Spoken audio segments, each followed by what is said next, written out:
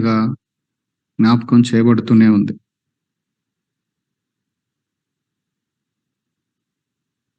చాలా సార్లు దేవునితో సహవాసమును గురించి ఒకవేళ శ్రద్ధ నిలుపునట్లయితే గనక,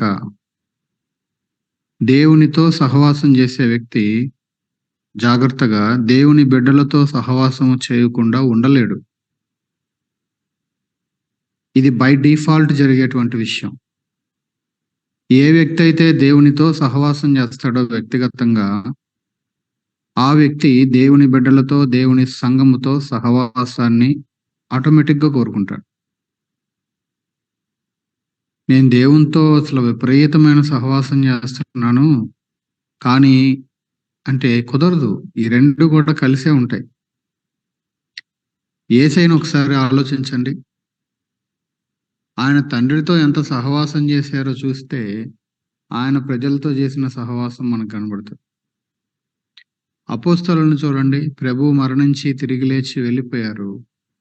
వారు ప్రభువుతో ఏ రకంగా సహవాసం చేశారో, ప్రభువు పిల్లలతో ఆ విధంగానే వాళ్ళు సహవాసం చేసుకుంటూ వచ్చారు. యోహాను భక్తుడు రాస్తూ అంటాడు, యోహాను రాసిన మొదటి పత్రిక, మొదటి అధ్యాయము 3వ వచనంలో, యోహాను రాసిన మొదటి పత్రిక 1:3 మాతో కూడా మీకును సహవాసము కలుగునట్లు మేము చూచిన దానిని, వినిన దానిని మీకు తెలియజేయుచున్నాము. సహవాసంలో ఏముందంటే షేరింగ్ ఉంది. మేము చూసిన దాన్ని, మేము వినిన దాన్ని మీకు చెప్తున్నాము. సహవాసంలో ఏముంటది? ఒకరికొకరు పంచుకోవటం అనేది ఉంటది. ఇదిగో అన్న, ఇదిగో అక్క, ఇదిగో ఈ వారంలో నేను దేవునితో నా క్వైట్ టైంలో కూర్చున్నప్పుడు ప్రభువు నాకు నేర్పించిన విషయాలు. సరే, రేపు ఒక స్థలంలో వాక్యం పంచుకోవాల్సిన ఒకరు సడన్‌గా కొన్ని కారణాలను బట్టి ఇదైతే ఫోన్ చేశారు. అన్న, రేపు ఇట్లా అయింది, ఏం చేద్దాం? నువ్వే తీసుకో అన్న. కొంచెం కంగారు పడుతుంటే, ఈ వారం అంతా ప్రభువు నీతో ఏం మాట్లాడారు నీ క్వైట్ టైంలో? ప్రభువు నీకు నేర్పించిన విషయాలు, ప్రభువు నీతో మాట్లాడిన విషయాలు అవి పంచుకో. ఏదో గొప్ప గొప్పవి మర్మాలు ఏదేదో ఎక్కడిదెక్కడిదో తీసుకొచ్చి చెప్పాల్సిన అవసరం లేదు. ప్రభువు నీతో మాట్లాడిన విషయాలు, ప్రభువు నీకు నేర్పించిన విషయాలు పంచుకో. సంఘం మేలు పొందుతుంది. కాబట్టి ఇక్కడ ఏముంది? మాతో కూడా మీకును. ఎవరిక్కడ మాట్లాడుతుంది? ఈ మాటలు రాస్తుంది ఎవరు? అపోస్తలుడైన యోహాను. రాస్తుంది ఎవరికి? బిలీవర్స్‌కి. కాబట్టి మాతో మీకు, మీతో మాకు ఏంటి? సహవాసము. సహవాసంలో ఏముంటదనంటే ఎంకరేజ్‌మెంట్ ఉంటది, షేరింగ్ ఉంటది. అందుకే ఏమని రాస్తాడు ఇక్కడ? మేము చూసిన దానిని, మేము వినిన దానిని, ఒకవేళ ఇంకొక మాట యాడ్ చేస్తే మేము చదివిన దానిని, వాళ్ళకప్పుడు పత్రికలు లేవు. ఇప్పుడు మనకి బైబిల్ చేతిలో ఉంది. మేము చూసిన దాన్ని, మేము వినిన దాన్ని, మేము చదివిన దాన్ని మేము మీతో పంచుకుంటున్నాము. మేము మీతో షేర్ చేసుకుంటున్నాము.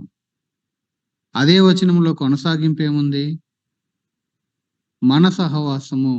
ఇప్పుడు వ్యక్తిగా ఒకరితో ఒకరు సహవాసం గురించి మాట్లాడాడు. ఇప్పుడు వీళ్ళందరూ కలిసి మనుష్యులు వారు దేవునితో చేసేటువంటి సహవాసమును గురించి, మన సహవాసం అయితే తండ్రితో కూడాను, ఆయన కుమారుడైన యేసుక్రీస్తుతో కూడాను ఉన్నది.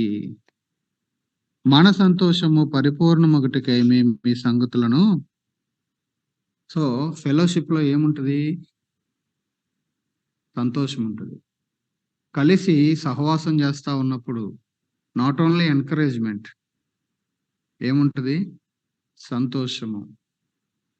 సంతోషము. కలిసి ఒకరితో ఒకరు గడుపుతున్నప్పుడు, వారు కలిసి మరలా సంఘముగా దేవునితో గడుపుతున్నప్పుడు ఏంటి? మీ సంతోషము మీ అన్నాడా? మన అన్నాడా? కింద ఫుట్‌నోట్‌లో మీ అని ఉంటది. పైనేమో మన అని ఉంటది. మన సంతోషము ఏమవుతుంటది? సంతోషం ఉంది ఏదో ఒక స్థాయిలో. ఇప్పుడు ఇది ఫెలోషిప్ ద్వారా ఏం జరుగుతుంది? ఒకరితో ఒకరు ఫెలోషిప్, సహవాసము. అదే సమయంలో అందరూ కలిసి మరలా దేవునితో సహవాసం చేస్తుండగా, ఈ ఆల్రెడీ ఉన్న సంతోషము ఇప్పుడు ఏమవుతుంది? పరిపూర్ణత వైపు వెళ్తా ఉంది. చాలా సార్లు వయసును బట్టి, జోసెఫ్ అనుకున్నటువంటి హెల్త్ ఇష్యూస్‌ని బట్టి కొన్నిసార్లు మేము అంటుంటాం, "అన్నా మనోళ్ళు వచ్చేస్తారులే ఎట్లాగో ఈ దీంట్లో మీకు ఏదన్నా స్లీపర్ బుక్ చేస్తామన్నా మీరు కొంచెం రెస్ట్ తీసుకొని వెళ్ళండి. మళ్ళీ నెక్స్ట్ అక్కడ వెనకాల ఆ పనుంది కదా!" అంటే, "లేదులే బాబు వెళ్ళిపోతాం" అంటాం. కాదన్నా అంటాం మేము. "లేదులే బాబు" అంటాడు. చివరికేమంటాడంటే, "వాళ్ళతో అయితే సహవాసం చేసుకుంటా వెళ్ళిపోతాం" అని. ఇక అక్కడికొచ్చేసి ఆ మాట వాడేసరికి మళ్ళీ మాట్లాడలేం. ఏం కావాలి? ఈ రోజుల్లో అంతా ఏకాకి జీవితాలే. బస్సులో కూడా బుక్ చేసేటప్పుడు 2 వైపు ఉంటే కుదరదు. ఈడికి సింగిల్ ఉన్నదే కావాలి. ఎందుకంటే ఈడి పక్కన ఎవడు ఉండకూడదు. ఈడికి ఏకాకి బతుకే కావాలి. సహవాసము, ఫెలోషిప్ అనేది వెరీ వెరీ ఇంపార్టెంట్. యేసయ్య గూడా యోహాను 15:5లో అంటారు ఫెలోషిప్ గురించి మాట్లాడుతూనే, "నాకు వేరుగా ఉండి మీరు ఏమీ చేయలేరు." దేవునితో సహవాసానికి వేరుగా ఉండి మనం ఏమన్నా చేయగలమా? యేసయ్యతో ఫెలోషిప్‌లో దూరంగా ఉన్నాం. యేసయ్యతో ఫెలోషిప్‌లో మనం దూరంగా ఉన్నప్పుడు ఆటోమేటిక్‌గా వ్యక్తులతో సహవాసం చేయటానికి గూడా దూరంగా ఉంటాం. యేసయ్యతో సహవాసం సరిగ్గా ఉంటే ఆటోమేటిక్‌గా వ్యక్తుల సహవాసాన్ని కోరుకుంటాం. ఇది బై డిఫాల్ట్ జరుగుతది. దీనికి ఎవ్వరు అతీతులు కాదు. నేనైనా, మీరైనా. యేసయ్యతో మన సహవాసం సరైనదేనా అనటానికి ఒక గుర్తేంటంటే, సహవాసానికి మనం ఇచ్చే వాల్యూని బట్టి అర్థమైపోతది. మనము రిలేషనల్ బీయింగ్స్. హ్యూమన్స్ ఎవరు? సంబంధాలు కోరుకుంటాం మనం. అందులోనూ క్రైస్తవులైతే అసలు వదిలిపెట్టడానికే అసలే లేదిక. We are relational beings. కాదనటానికి లేదు. అర్థమవుతుందా? సాతానుడి యొక్క పనేంటి అనంటే, ఈ సహవాసంలో నుంచి ఒకడిని ఈ గుంపులో నుంచి సెపరేట్ జేయాలి. సో దట్ వాడికేం దొరుకుతది? ఛాన్స్ దొరుకుతది. అదే పేతురు రాస్తాడు. పేతురు రాసిన మొదటి పత్రిక 5వ అధ్యాయం 8వ వచనంలో, "మీ విరోధి అయిన అపవాది గర్జించు సింహం వలె ఎవరిని మృంగుదునా అని వెతుకుచూ తిరుగుచున్నాడు."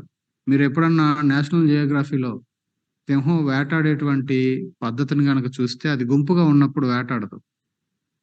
ఎప్పుడు ఎంటబడుద్దది? గుంపులో ఉంచి ఒకటి సెపరేట్ అవుద్ది. ఏ గడ్డి కోసమో, ఏ తిండి కోసమో అది కొంచెం అట్లా పక్కకెళ్ళగానే ఇక దాని ఎంటబడుద్ది. దాన్ని పట్టుకొని చీల్చి, చంపి తినేస్తది. అపవాదికి గూడా ఎప్పుడు ఛాన్స్ దొరుకుతది? ఎవరైతే కొంచెం ఫెలోషిప్‌కి దూరంగా ఉంటారో, ఫెలోషిప్ అన్నప్పుడు 2 ఏరియాస్‌ని గుర్తుపెట్టుకోండి. ఆ మాటలో 2 ఉన్నాయి. దేవునితోనూ, దేవుని సంఘముతోను. 2 ఇంపార్టెంట్. అర్థమైందా? వెంటనే వాడికి దొరుకుతాం. గర్జించు సింహము వలె. కొన్నిసార్లు సహవాసానికి వేరుగా ఉండి దొరికితే, కొన్నిసార్లు సింహం అని గట్టిగా గర్జించిందనుకో, ఆ శబ్దానికి కొన్ని అటు ఇటు, అటు ఇటు పరిగెడతాయి గుంపులోంచి. అప్పుడు దొరుకుతాయి కొన్ని. కొన్నేమో ముందే తిండి కోసం పక్కకెళ్ళిపోయినయుంటాయి. కొన్నేమో దాన్ని జూసి, దాని అరుపును విని పక్కకెళ్ళినయుంటాయి. ఎందుకు ఇప్పుడు సహవాసం అనే దాని మీదకి నా మనసంతా పోయిందనంటే, చాలా బాధగా ఉంది నాకైతే.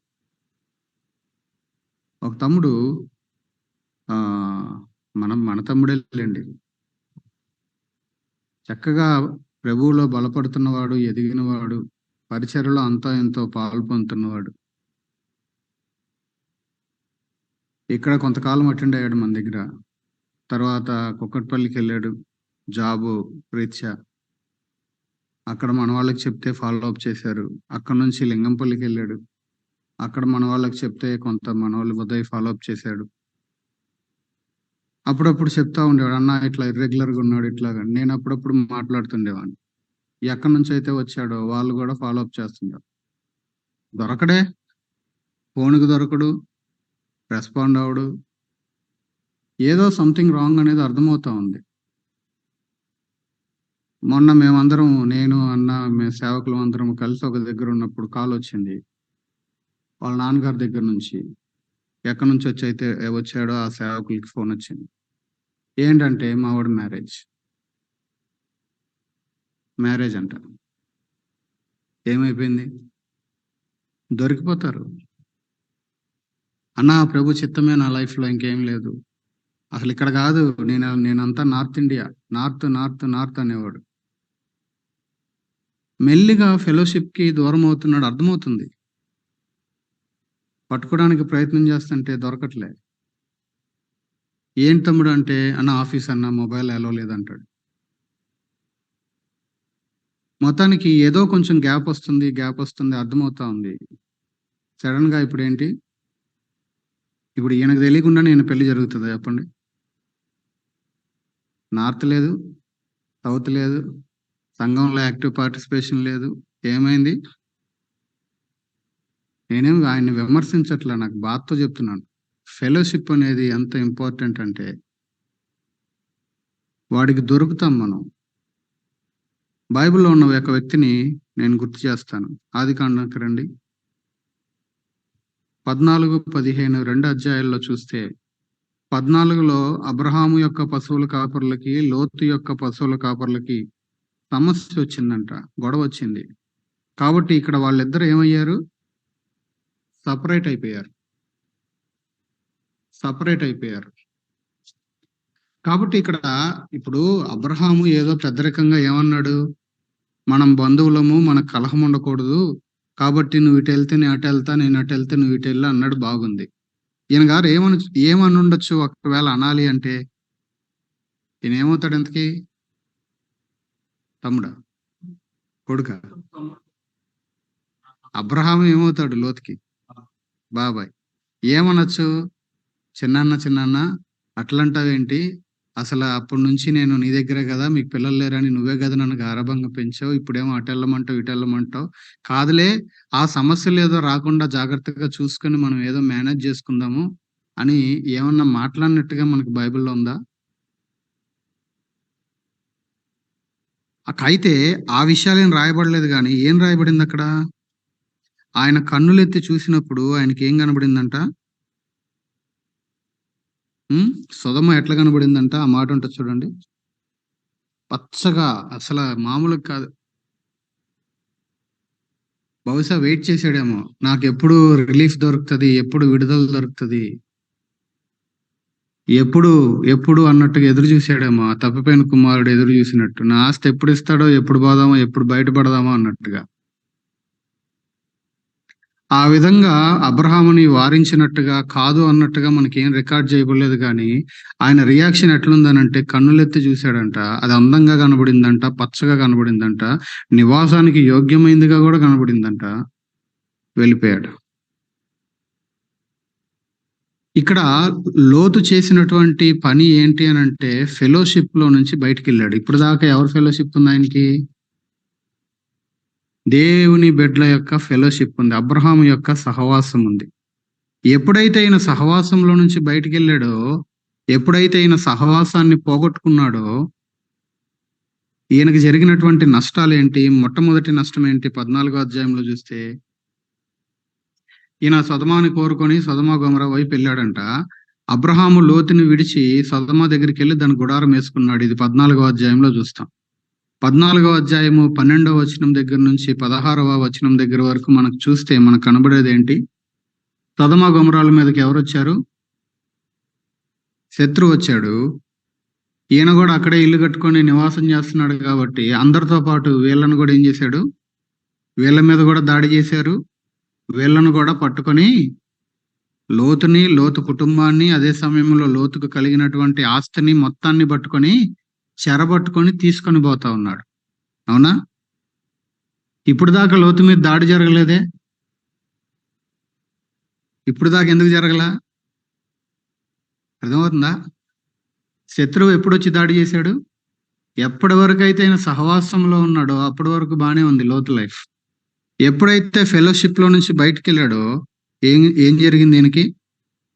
వెంటనే 13వ అధ్యాయంలో ఇది జరిగింది. వీళ్ళు విడిపోవటం. 14వ అధ్యాయంలో ఇమ్మీడియేట్‌గా ఫస్ట్ జరిగిందేంటి? శత్రువు యొక్క అటాక్. కుటుంబము, ఆస్తి మొత్తము గూడా చెరలోకెళ్ళిపోయారు. అంటే సహవాసంలోంచి బయటికెళ్ళిన తర్వాత మొదటి నష్టము ఏం జరుగుతదంటే, నీకు సెక్యూరిటీ ఉండదు. నీకు భద్రత ఉండదు.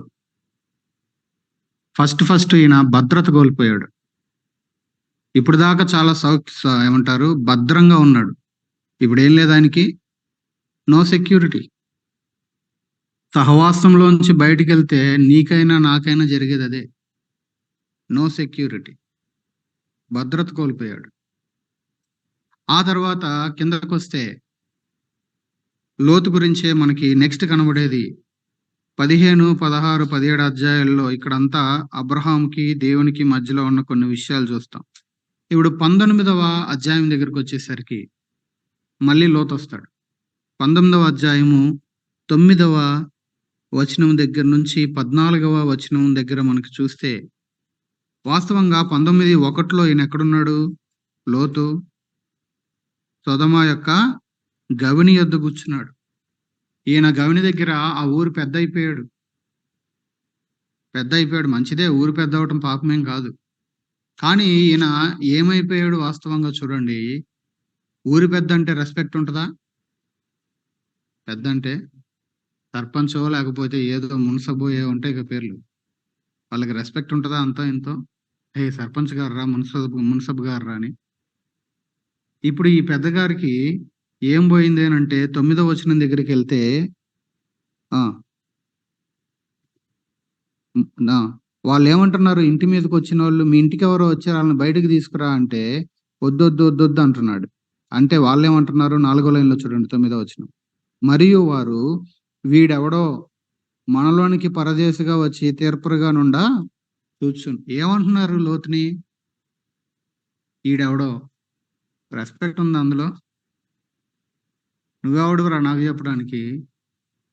వీడెవడో? వీడి మాట మేమింటమేంటసల? వాళ్ళని బయటకి తీసుకొస్తావా లేదా నీ ఇంటికొచ్చినోళ్ళని?" అని ఎంత ఆ! ఇదిగా మాట్లాడుతున్నారు. 14వ వచనం చూస్తే అప్పటికే సంబంధాలు కుదుర్చుకున్నాడు. ఇద్దరు కూతుర్లకి పెళ్లి చేయాలని. 14వ వచనంలో ఈ అల్లుళ్ళు గూడా అక్కడోళ్ళే. సొదొమ వోళ్ళే. ఈళ్ళేమంటున్నారు మామగారితో 14వ వచనం. లోతు బయటికి వెళ్లి తన కుమార్తెలను పెండ్లాడనయున్న తన అల్లులతో మాట్లాడి, లెండి ఈ చోటు విడిచిపెట్టి రండి. యెహోవా ఈ పట్టణము నాశనమును చేయబోచున్నాడని చెప్పెను. అయితే అతడు తన అల్లుళ్ళ దృష్టికి ఎగతాళి చేయువాని వలె ఉండెను. ఈళ్ళేమంటున్నారు? పోనీ వాళ్ళంటే బయటోళ్ళు, ఈడెవడో, ఆడెవడో అని ఏయో మాటలన్నారు. ఈళ్ళిప్పుడు ఆల్మోస్ట్ ఎంగేజ్‌మెంట్ గూడా అయిపోయిందేమో. ఇక పెళ్ళికి రెడీ అవుతున్నారు. ఇప్పుడు ఈళ్ళు సొంత కుటుంబం లెక్కనే కదా! ఇంట్లో వాళ్ళేమంటున్నారు? ఎగతాళి చేస్తున్నారంట. ఏమని ఎగతాళి చేస్తున్నారు? కాబట్టి ఏం పోయింది ఇంతకీ? ఊర్లో వాళ్ళు మాటినలేదు. సొంత అల్లుళ్ళు మాటినలేదు. రెస్పెక్ట్ ఇవ్వలేదు. ఏం పోయింది ఈయనకి? ఎప్పుడైతే సహవాసంలోంచి బయటికెళ్ళాడో, ఈయన తన యొక్క గౌరవాన్ని కోల్పోయాడు. ఎవరు రెస్పెక్ట్ ఇవ్వట్ల. అర్థమవుతుందా? బయటోళ్ళు రెస్పెక్ట్ ఇవ్వట్ల. వీడెవడో అంటున్నారు. అల్లుళ్ళు రెస్పెక్ట్ ఇవ్వట్ల. ఎగతాళి చేస్తున్నారు. పోనీ ఆ తర్వాత చూస్తే భార్య ఇనిందా కనీసం మాట? రండి తొందరగా ఎళ్ళాలి అంటే, ఇక దేవదూతలు ఆళ్ళ చేతులు పట్టుకొని బయటికి లాక్కొచ్చారంట. కదిలారా ఈళ్ళు? ఏం పోయింది ఆయనకి? అర్థమవుతుందా? ఏం పోయింది? ఆయన మాట ఎవ్వరు వినే పరిస్థితి లేదు. గౌరవాన్ని కోల్పోయాడు. ముందు భద్రత కోల్పోయాడు.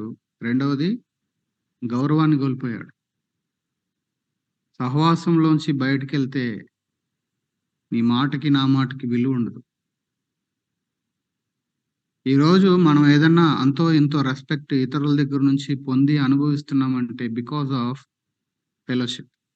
దేవునితో, దేవుని బిడ్డలతో. నాకంటే వయసులో పెద్దవాళ్ళు, చాలా వయసులో పెద్దవాళ్ళు అన్న అంటారు. ఎక్కడి నుంచి దొరుకుతుంది ఈ రెస్పెక్ట్? సహవాసంలోంచి బయటికెళ్తే ఇక్కడ ఈయన పొందిన మొదటి నష్టమేంటి? భద్రత కోల్పోయాడు. రెండవ నష్టమేంటి? ఆయన మాట వినే పరిస్థితి లేదు ఎవరు. గౌరవాన్ని కోల్పోయాడు. మూడవ నష్టమేంటి? ఇంకొకటి చెప్పి నేను ముగిస్తాను. మనం ప్రార్థన చేసుకుందాం. 19వ అధ్యాయంలోని 26వ వచనం చదవండి. అయితే లోతు భార్య అతని వెనక నుండి తిరిగి చూచి ఉప్పు స్తంభమాయెను. ఉప్పు స్తంభమాయెను. ఇప్పుడు ఆయన ఫెలోషిప్‌లో నుంచి బయటికి వెళ్ళటం వల్ల ఆయనకి జరిగినటువంటి మరొక నష్టం ఏంటో తెలుసా? తన కుటుంబాన్ని కోల్పోయాడు. ఫ్యామిలీ. భార్య ఉప్పు స్తంభం అయిపోయింది. అదే అధ్యాయంలో కిందకెళ్తే కూతుళ్ళిద్దరూ ఏం చేశారంట, తండ్రికి బాగా మందాగించి తండ్రితోనే ఇక లోకంలో పురుషులే లేరా? వాస్తవంగా ఉన్నారా లేదా? వీళ్ళే ఒక ఊరికి పోయారు కదండీ! ఆ! కాలిపోయింది సొదొమ గొమొర్రానేగా. మళ్ళీ ఇప్పుడు ఈళ్ళకేమవుతాడు అబ్రాహాము? ఈయన బాబాయి, ఈయన కొడుకు. ఈళ్ళేమవుతారు? అబ్రాహాంకి ఏం రిలేషన్ ఈళ్ళిప్పుడు? కొడుకు బిడ్డలేమవుతారు? మనవరాళ్ళు. ఈ మనవరాళ్ళకి కనీసం ఏం తెలవాలా? మా తాతున్నాడక్కడ అబ్రాహాం తాత. అక్కడికన్నా పోదాం కనీసం. ఏం లేదు. ఏం జరిగింది? భార్య ఏమో ఉప్పు స్తంభం అయిపోయింది. కూతుర్లేమో తండ్రితోనే పాపం చేశారు. మోయాబు, ఆ తర్వాత ఎవరొచ్చింది ఇంకొకళ్ళు? అమ్మోనీయులు. కుటుంబం ఏమైంది? పాడైపోయింది. కుటుంబాన్ని కోల్పోయాడు. This is also very, very important. ఫెలోషిప్‌కి బయటికెళ్ళావా ఫ్యామిలీ లాస్ అవుతది. ఫ్యామిలీ లాస్ అవుతది. నేను భయపెట్టట్లా. ఇది ఫ్యాక్ట్. భయపెట్టడానికి కాదు, ఇది సత్యం. సహవాసం అనేది మనకు అందుకే ఇంపార్టెంట్. సిద్దిపేట ప్రకాష్ అంకుల్ ఎప్పుడు చెప్తా ఉంటాడు. నీ కుటుంబము దేవునికి, సేవకునికి మధ్యలో నీ కుటుంబం ఉండాలి. లేకపోతే జాగ్రత్త అని ఆయన రిపీటెడ్‌గా చెప్తా ఉంటాడు. నేను చాలా సార్లు విన్నా ఆయన నోటి గుండా ఆ మాట. మన కుటుంబాలు దేవునికి, దేవుని సేవకుడికి లేదా సంఘానికి మధ్యలో ఉండాలి మన కుటుంబాలు. Very, very important. ఎప్పుడైతే ఈయన సహవాసంలోంచి బయటికెళ్ళాడో భద్రత పోయింది, అటాక్ జరిగింది. సహవాసంలోంచి బయటికెళ్ళాడో ఆయనకు పొందాల్సిన గౌరవ మర్యాదలు పోయినియి. పోయినియి అనుకుంటే ఆయన మాట ఎవడు వినే పరిస్థితి లేదిప్పుడు. ఇప్పుడు చివరిగా ఇంకా ఘోరమైందేంటంటే తన కుటుంబాన్నే కోల్పోవలసినటువంటి పరిస్థితి వచ్చింది. మనము జస్ట్ ఇక్కడ మాట్లాడి ముగించేసుకుంటాం గానీ, భార్య అలాగయిపోయిన తర్వాత, పిల్లలు ఈ విధంగా చేశారని మత్తు తేలి బయటికి కోలుకున్న తర్వాత, లోతు యొక్క కండిషన్ ఎట్లా ఉంటదో ఒక్కసారి ఆలోచించండి. 3 సార్లు బొంకిన తర్వాత, ఆ 'ప్యాషన్ ఆఫ్ క్రైస్ట్‌లో' యేసయ్య ఒకసారి పేతురుని చూసిన ఆ సీన్ గుర్తు చేసుకుంటే, గుండె పగిలిపోయి గుక్కబెట్టి ఏడుస్తాడు పేతురు. లోతుకి తెలివొచ్చిన తర్వాత, మత్తులోంచి బయటకొచ్చిన తర్వాత, తన భార్య బిడ్డల పరిస్థితుల్ని జ్ఞాపకం చేసుకొని ఎలా ఏడ్చుంటాడు? బైబిల్‌లో రికార్డ్ చేయబడలేదు గానీ, కానీ బైబిల్ ఆయన గురించి సాక్ష్యం ఇస్తుంది కొత్త నిబంధనలో నీతిమంతుడైన లోతు అని. కాదనటానికి నువ్వెవరివి? నేనెవరిని? బైబిలే సాక్ష్యం ఇస్తుంది. కాబట్టి అసలే బిలీవర్ కాదా అంటే ఈయన బిలీవరే. నీతిమంతుడే. కానీ ఎప్పుడైతే ఫెలోషిప్‌కి వేరుగా సహవాసానికి బయటికెళ్ళాడో, ఈ నష్టాలన్నీ ఆయన పొందవలసొచ్చింది. ఏది ఏమైనా సరే, ఏది ఏమైనా సరే, నేను సహవాసంలోనే ఉంటాను అనేది, ఇది ఒక నిర్దిష్టమైనటువంటి తీర్మానం అయ్యుండాలి. ఇప్పుడు ఇక్కడంతా కంపగా ఉంది, అంతా వాసన కొడుతుంది, అన్నీ 1, 2 అన్నీ ఇక్కడే చేస్తున్నాయని నోవాహు ఆ జంతువుల సహవాసంలోంచి బయటికి రావాలని చూస్తే బయటేముంది? బయట మరణం ఉంది. లోపల కంపు బెటరా? బయట మరణం బెటరా? ఏ సహవాసంలోకెళ్ళినా సరే, అక్కడ అంతో ఇంతో కంపు ఉంటది. కంపు చేసేవాళ్ళుంటారు. ఇంట్లో కంపు చేసేవాళ్ళు ఉండరా? పిల్లలు లేరా? చిన్న పిల్లల్లాంటి వ్యక్తులున్నప్పుడు కంపు చేసేవాళ్ళుంటారు. అమ్మో! కంపు కొడుతుందని బయట అడుగుపెడితే ఏమవుద్ది నోవాకి? చచ్చి ఊరుకుంటాడు. ఫెలోషిప్ అనేది వెరీ, వెరీ ఇంపార్టెంట్. కాబట్టి లోతు యొక్క లైఫ్‌లో ఈ 3 నష్టాలు, తను పొందిన నష్టాలు మనకు కనబడతా ఉన్నాయి. కాబట్టి మన జీవితాల్లో ఏది ఏమైనా సరే సహవాసం విషయంలో మనం రీకమిట్ చేసుకొని దేవుని సన్నిధిలో మనం అనుసరిస్తూ ఆ రీతిగా ఇతరులని ఎంకరేజ్ చేసే వారంగా ఉండాలి. ప్రార్థన చేసుకుందాం. ప్రార్థన చేసుకుందాం. ప్రార్థన చేసుకుందాం. చేయండి. ఒక 2 మినిట్స్ అందరూ ప్రార్థన చేయండి.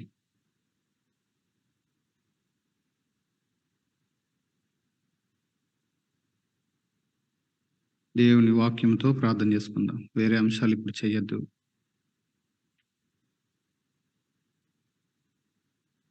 దేవుని వాక్యపు వెలుగులో ప్రార్థన చేసుకుందాం. రీకమిట్ చేసుకుందాం. ప్రభువా, లోతు వలె అయిపోకుండా సహాయం చేయండి. సహవాసంలోనే మాకు భద్రత ఉందయ్యా.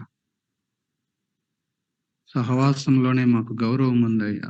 సహవాసంలోనే మా కుటుంబాలకి క్షేమం ఉందయ్యా. ప్రభువా, ఎప్పుడు నిర్లక్ష్యం చేయకుండా సహాయం చేయండి. మీతో సహవాసం చేస్తున్నామని చెప్పుకుంటూ సంఘముతో సహవాసం చేయకుండా ఉండే వైఖరి ఉంటే అదే చెప్పుకుందాం. ప్రభువా, క్షమించండి. మీతోనూ మీ పిల్లలతోనూ ఈ సహవాసంలో దొరికే ఆదరణ, ప్రోత్సాహము, సంతోషము ఇంకా ఇంకా అనుభవించగలగటానికి సహాయం చేయండి. వేరుగా ఉండి మేమేమీ చేయలేం ప్రభువా. నష్టపోతాం కదా ప్రభువా.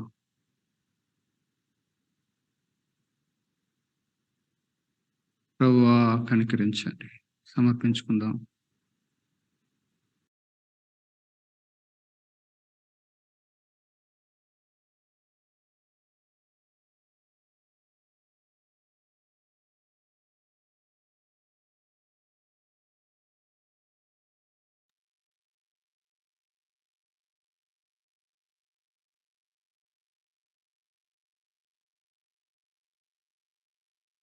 ప్రభువా, కనికరించండి.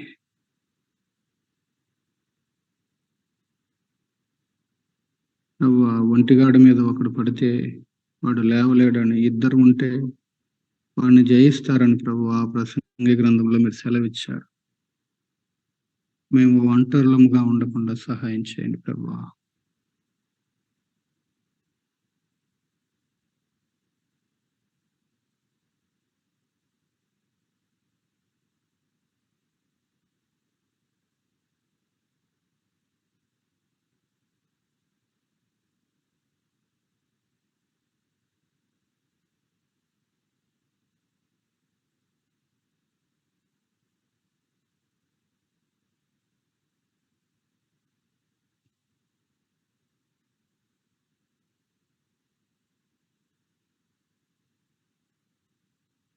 రండి మరి ప్రార్థన చేసుకుందాం.